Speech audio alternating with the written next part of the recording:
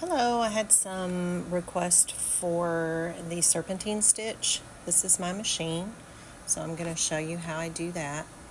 This is my settings for this one. My stitch is 71. I use 5.0 width and 2.0 length. So I'm going to turn my machine on here and select my stitch. Sorry, you can't see that.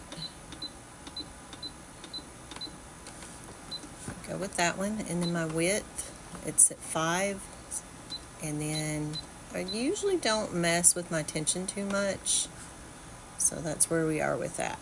Okay, so I use this handy dandy tool from Clover, and I already have it loaded, so I'm going to show you how I do this. Now when you're using the serpentine stitch, that's going to replace using the straight stitch on your edge right here.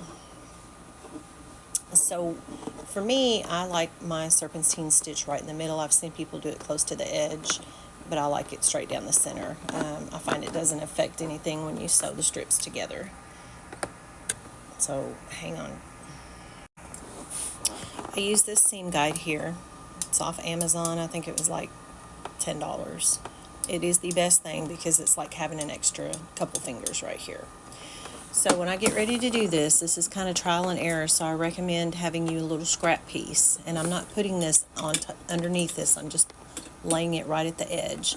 To get it to go right in the center, you kind of got to finagle with it for just a minute. So the first few inches is either scrap, or you really need to use a scrap piece to figure out where you want it. So this is it, and I'm just going to kind of start and see if it's in the middle. I'll put you over here where you can see a little bit better.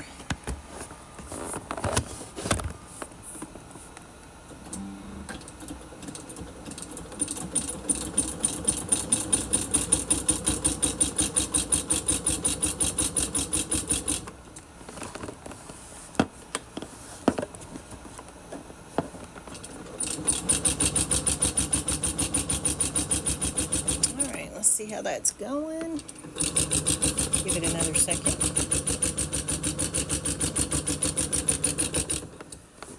So if you see, that's pretty much right in the center. Let me get a little bit more done and I'll show it to you.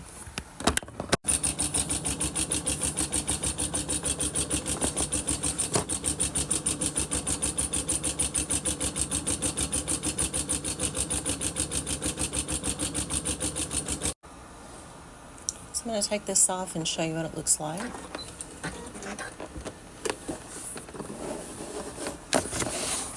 So it lined up right in the center, so that's your serpentine stitch.